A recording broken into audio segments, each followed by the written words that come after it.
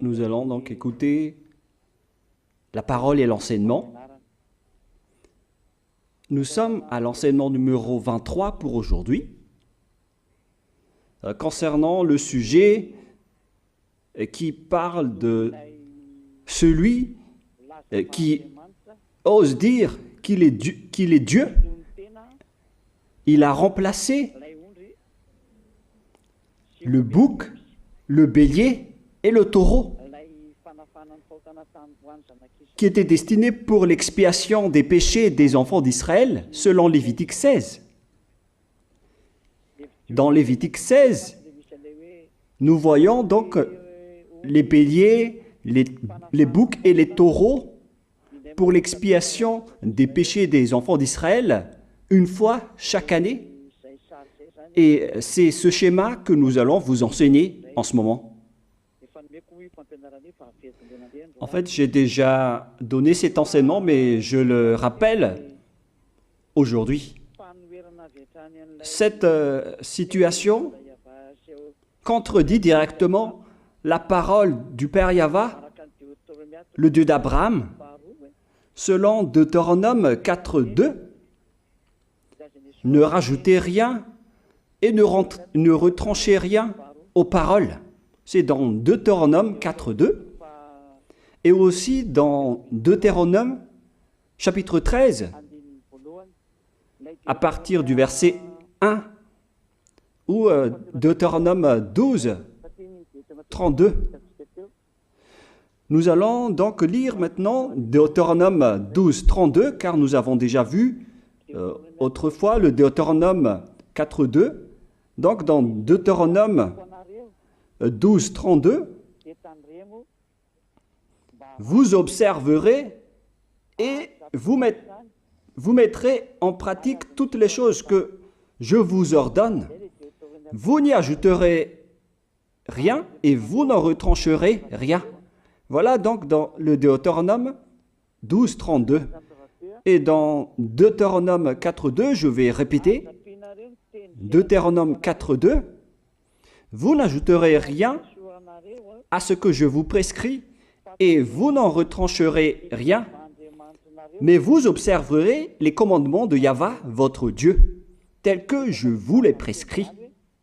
Cette parole précise bien alors que il ne faut pas rajouter ni retrancher les paroles que je vous ai données.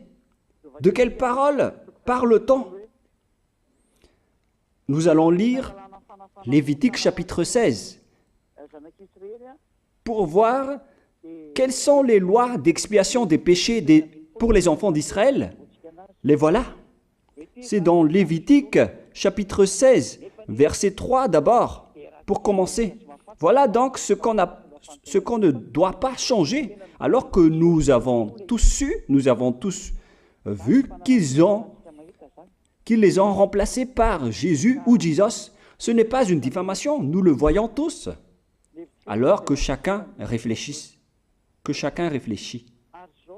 Lévitique chapitre 16, verset 3.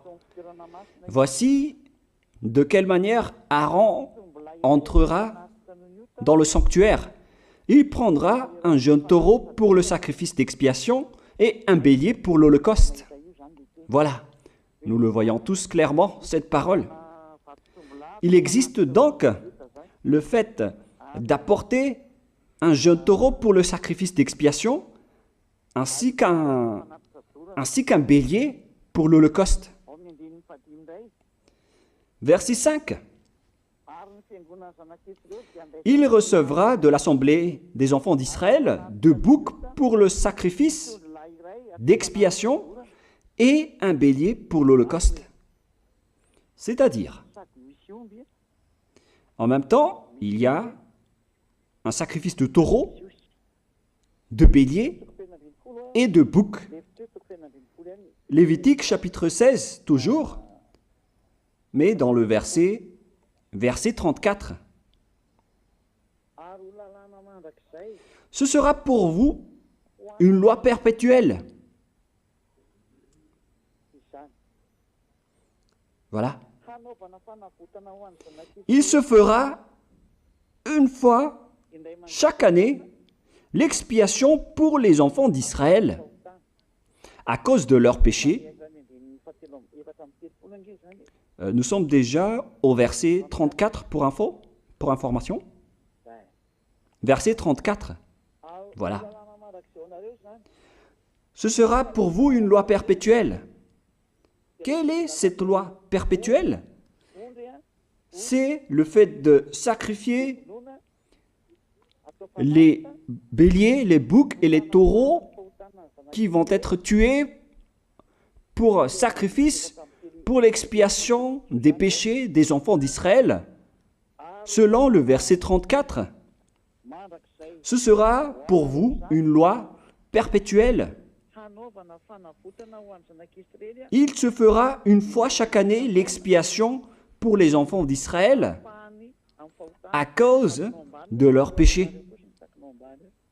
Il y a une partie de votre texte qui est cachée en bas. À cause de leurs péchés. Voilà.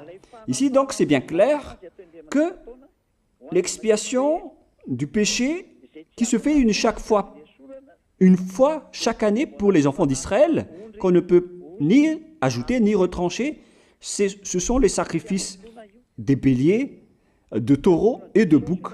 On ne peut pas changer cela. On ne peut pas les remplacer en Jésus ou en Jesus. C'est une loi perpétuelle. Donc, si vous observez les 10 commandements, vous devez apporter des sacrifices de taureaux, de béliers et de boucs si vous voulez être expié de vos péchés. Voilà le schéma. Alors que, en réalité, la situation pour les religieux étranges, on ne voit pas ce qu'il veut en venir, mais ils ont osé intégrer Jésus ou Jesus pour remplacer le bélier, le taureau ou le bouc. Et ce sont eux-mêmes qui le confirment jusqu'à aujourd'hui. Nous voyons tous donc ici que Jésus ou Jesus n'est qu'un imposteur, un hors-la-loi. Et les hors-la-loi sont des envoyés du diable. Le diable, il a commis le péché depuis le commencement. Ce sont des transgresseurs de la loi. Donc c'est prouvé ici que Jésus est un hors-la-loi. Nous allons lire la parole, poursuivre, dans 1 Jean, chapitre 3. 1 Jean, chapitre 3, à partir du verset 4. Quiconque pêche transgresse la loi, et le péché est la transgression de la loi. Voilà, c'est bien clair que c'est le péché qui est la transgression de la loi. Un pécheur, donc, c'est un transgresseur de la loi. Et un hors-la-loi, c'est un pécheur. C'est clair alors que Jésus ou Jesus, c'est un hors-la-loi, c'est un transgresseur de la loi. Nous avons tous vu ensemble qu'il a pris la place du bélier et il a siégé, il s'est installé dans ce système. C'est pourquoi toutes les églises observent les 10 commandements et ils servent Jésus ou Jesus. Voici l'enseignement. Alors, regardez bien à travers ce texte et cette écriture que je vous donne en ce moment. Et soyez conscients, ça suffit maintenant d'écouter ces faux dieux, c'est déjà trop. Tant pis pour vous si vous allez encore les écouter. Soyez conscients que ce schéma n'est plus correct. Beaucoup de gens me diffament à cause de ce que je fais en ce moment. Ils ne supportent pas la vérité. Mais ça dépend de chacun de vous. Et moi, je vous avertis, pour vous qui vont être baptisés et qui veulent être baptisés, mais qui entendent les diffamations et les critiques des autres, ne croyez pas en cela. Ce ne sont pas du tout vrai. La parole de Élia est directe. Ce ne sont que des mensonges. L'ôtement du péché, ce sont des personnes qui sont non-pécheurs qui peuvent le faire. Ce n'est pas logique de dire que les fidèles sont ôtés des péchés et le leader est un pécheur. Ce n'est pas du tout écrit dans la Sainte Écriture. Ce qui est écrit dans la Bible, c'est que le bon arbre donne de bons fruits et le mauvais arbre de mauvais fruits. Et le bon arbre ne donne jamais de mauvais fruits et le mauvais arbre ne donne jamais de bons fruits. Ce sont les bons arbres qui donnent des bons fruits et les mauvais arbres qui donnent des mauvais fruits. Et donc, si l'ambassadeur de Yahushua, Zedia Elia, a produit des personnes qui ne pêchent plus, alors il est bon, il est une bonne personne. Il n'a jamais fait aucun mal, même pas le moindre mal. Voilà donc la leçon pour vous, car dans le cadre de ce baptême qui va arriver, il y a beaucoup de diffamation et de critiques. Donc je vous conseille de ne pas écouter cela, car ce n'est pas du tout la vérité. Ils font ça juste pour diffamer et blâmer la bonté de Yahushua, alors ne les suivez pas. Donc là, on voit bien que ce n'est pas de la diffamation. Nous avons tous vu ensemble. Je vous ai donné la parole. On a tous écouté et vu ensemble. On a jugé ensemble. Est-ce que ce Jésus ou Jésus a fait la vérité? Est-ce qu'il a dit la vérité ou pas?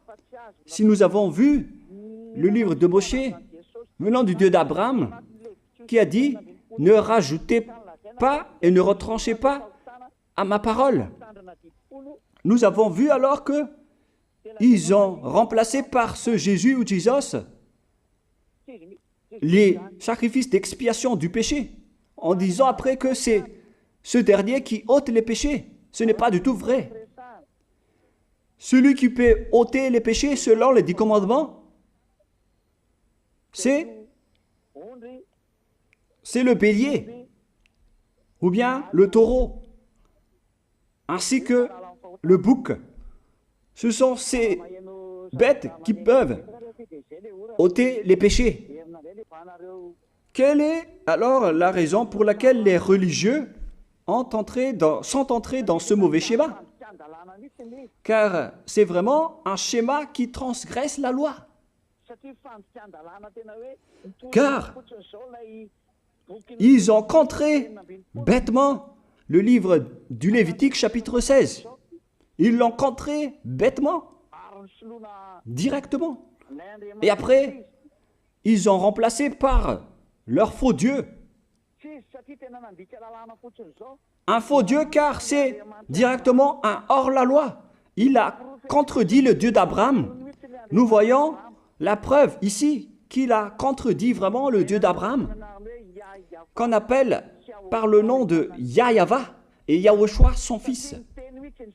Car ce Dieu d'Abraham, il a bien dit qu'il ne faut ni ajouter ni retrancher à ses paroles.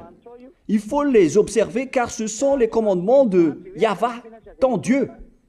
Et ces lois qu'on ne doit pas rajouter ni retrancher veut dire qu'il ne faut pas toucher au Lévitique chapitre 16, car c'est ce livre qui ôte les péchés.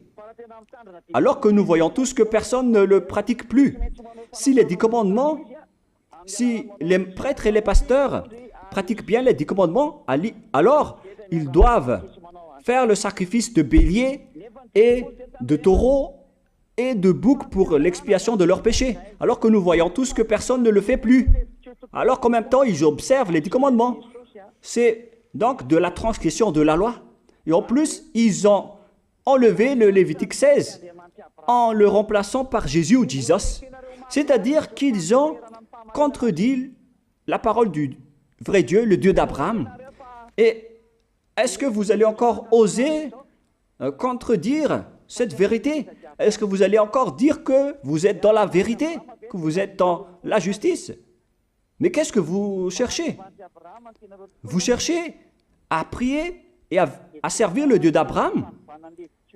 Si vous voulez servir le Dieu d'Abraham, vous n'allez pas enlever le Lévitique 16, vous allez restaurer le Lévitique 16. Mais est-ce que vous allez encore oser le faire? Est-ce que vous pouvez encore le faire? La réponse, non. Vous ne pouvez plus le faire. Alors que il s'agit de l'expiation de vos péchés. Et dans ce cas-là, c'est obligatoire de le faire. J'ai expliqué l'essentiel jusque-là et après je vais vous donner la raison pour laquelle ils ont fait cette grande folie en intégrant dans le Lévitique 16, à la place du Lévitique 16, leur faux Dieu. C'est vraiment de la transgression de la loi. Vous n'avez pas servi le Dieu d'Abraham. Il n'aurait pas dû faire ça jusqu'à la fin, car il a dit qu'il ne faut pas ajouter ni retrancher à ses paroles, alors que vous avez osé le contredire et les changer. Nous allons donc voir maintenant dans Psaume chapitre 40, quelle est la raison pour laquelle les prêtres et les religieux ont arrêté le Lévitique 16 en le remplaçant par Jésus ou Jesus pour remplacer les boucs, le bélier et les taureaux. Et je vais vous expliquer la raison. Et eux, ils ne peuvent pas le nier car ils l'ont fait. Et si, par exemple, ils ne connaissent pas, alors il ne faut plus faire du n'importe quoi. Il faut que vous soyez enseigné par Élia, si vous voulez encore sauver votre esprit. Mais si vous ne voulez pas, alors tant pis pour vous et assumez les conséquences. Psaume chapitre 40, versets 6 à 8. Psaume 40, versets 6 à 8. Voilà donc le dégât qu'ils ont subi. Tu ne désires ni sacrifice ni offrande. Tu m'as ouvert les oreilles. Là, ils ont bien entendu et écouté que Dieu ne désire plus leur sacrifice et tout ce qui concerne ce sujet. Tu ne demandes ni holocauste, ni victime expiatoire. Ici donc, on est arrivé au stade où on n'a plus besoin des sacrifices. D'après ce schéma, alors, le Lévitique 16 a été supprimé. Et logiquement, puisque c'est une alliance qui a été détruite, alors on ne peut plus y entrer, car on ne peut pas ajouter ni retrancher aux paroles.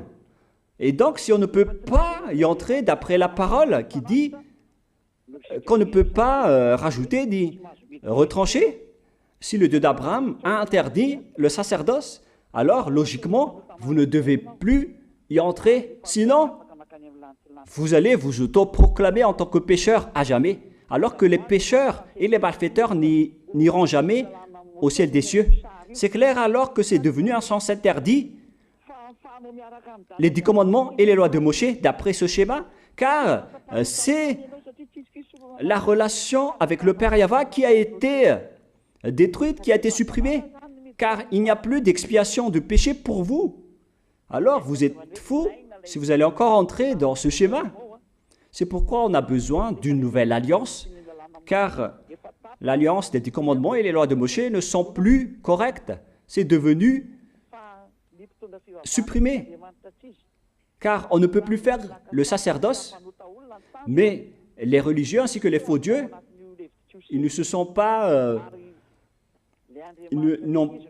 ils ont facilité les choses en intégrant leur faux dieu à la place du bélier, du bouc et du taureau. Et voilà, c'est bien clair. Et d'après eux-mêmes, ils ont dit que l'intégration de Jésus ou de Jesus, c'est d'après ce livre des psaumes. Vous voyez que ici, je n'ai pas dit du n'importe quoi, c'est la vérité que j'ai dit. Je n'ai pas incriminé qui que ce soit. C'est vraiment la réalité, la vérité. Alors, ici, on prouve bien que ça a été supprimé, ce n'est plus autorisé. Et c'est encore confirmé dans Ésaïe 66.3 que celui qui fait des sacrifices, c'est comme celui qui fait de l'idolâtrie. Celui qui immole un bœuf est comme celui qui tuerait un homme. Celui qui sacrifie un agneau est comme celui qui romperait la nuque à un chien. C'est vraiment toute une histoire si vous allez faire cela. Celui qui présente une offrande est comme celui qui répandrait le sang d'un porc. Alors qu'à l'époque des 10 commandements, c'était carrément interdit. celui qui brûle de l'encens est comme celui qui adorait des idoles. Ici donc, toutes les sortes de sacrifices ont été bloqués. C'est devenu interdit. C'est pourquoi le faux Dieu est entré dans Lévitique chapitre 16. Alors qu'ils n'ont pas du tout vu de leurs yeux qu'on ne peut pas ajouter ni retrancher aux paroles. Ils n'ont jamais vu et connu ces paroles. Il a fallu attendre l'arrivée de Élia pour vous montrer toute la vérité, pour vous montrer toutes les vraies paroles. Alors, il faut suivre Élia. Suivez Élia. Et c'est ce terme qui dit de suivre Élia que les gens ne supportent pas du tout. Mais qu'est-ce que je vais dire d'autre? Je vais vous dire de suivre qui? Alors que vous êtes tous pécheurs. Est-ce que vous allez suivre les pécheurs pour aller en enfer? Vaut mieux suivre Élia, car ceux qui l'ont suivi ne pêchent plus. C'est quoi le problème? Si c'est de la jalousie, alors vous n'êtes pas du tout sage. Mais si vous êtes sage, vous devrez être content en m'écoutant.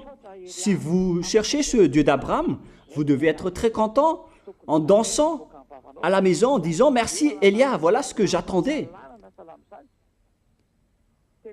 Au lieu de dire des colères et de la haine, moi je vous donne de la parole de l'amour pour vous sauver. Alors sachez bien écouter. Et après, ils ont continué dans 40, verset 7 maintenant. Alors je dis, voici je viens avec le rouleau du livre écrit pour moi. Verset 8, je veux faire ta volonté, mon Dieu, et ta loi est au fond de mon cœur. Et eux, ils ont pris cette parole en disant que nous avons vu ce terme de rouleau du livre. Et directement, ils ont dit que on doit intégrer dans les 10 commandements le Fils du Très-Haut qui s'appelle Yahushua. Ils l'ont intégré dans les 10 commandements. Pour vous qui sont dans le mauvais sens, vous l'appelez Jésus. Vous avez intégré dans les 10 commandements votre Jésus, mais Yahushua n'entrera jamais là-dedans car c'est vraiment interdit, c'est un tabou. Le sens du rouleau du livre que Yahushua a parlé ici, c'est qu'on parle de son histoire dans le Sefer Torah juif.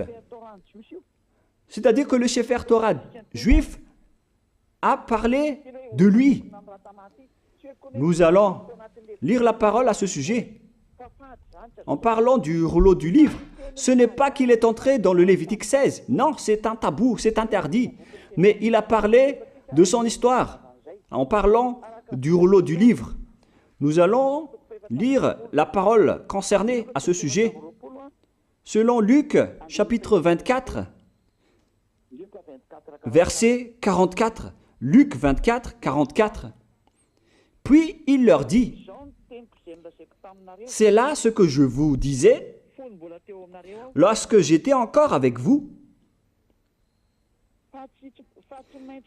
qu'il fallait que s'accomplisse tout ce qui est écrit de moi dans la loi de Moïse, dans les prophètes et dans les psaumes. » Toutes les paroles qui parlent de lui dans la loi de Moïse, dans les prophètes et dans les psaumes. C'est ça qu'on parle ici. Mais il n'a jamais dit qu'il va remplacer le Lévitique 16. Au contraire, c'est un tabou, c'est un blasphème devant le Père Yahva, qui a déjà dit qu'il ne faut jamais ajouter ni retrancher ses paroles. Donc, les paroles qui parlent de lui, ce sont les paroles de la nouvelle alliance qu'il va instaurer, qu'il va exécuter. La raison pour laquelle il sera crucifié, c'est qu'il va instaurer la nouvelle alliance en versant son sang. Voilà de 1. Maintenant, nous allons lire le livre de Jean 5,46. Jean 5,46.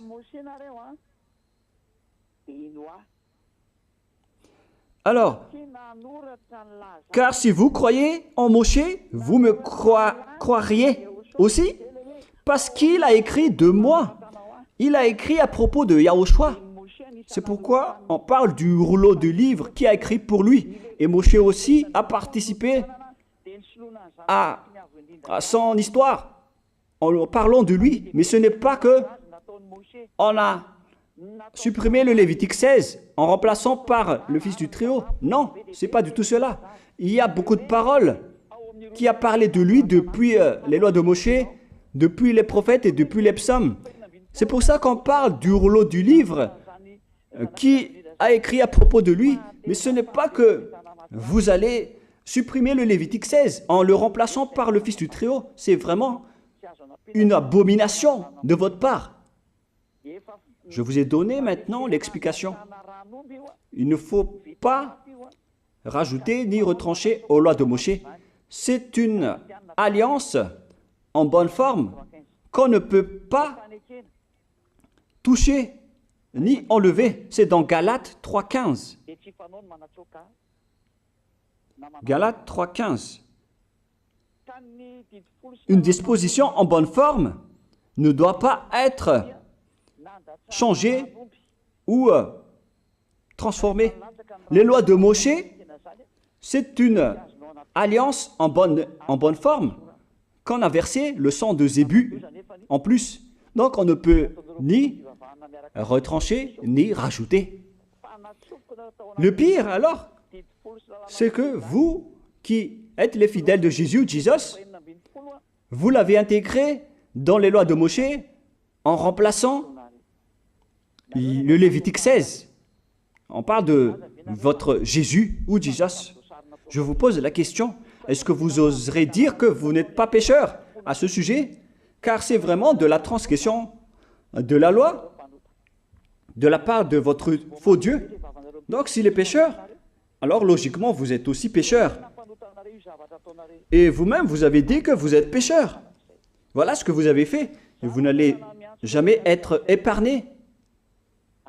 C'est pourquoi je vous appelle tous maintenant. Soyez baptisés et sauvez votre chemin, c'est-à-dire votre esprit.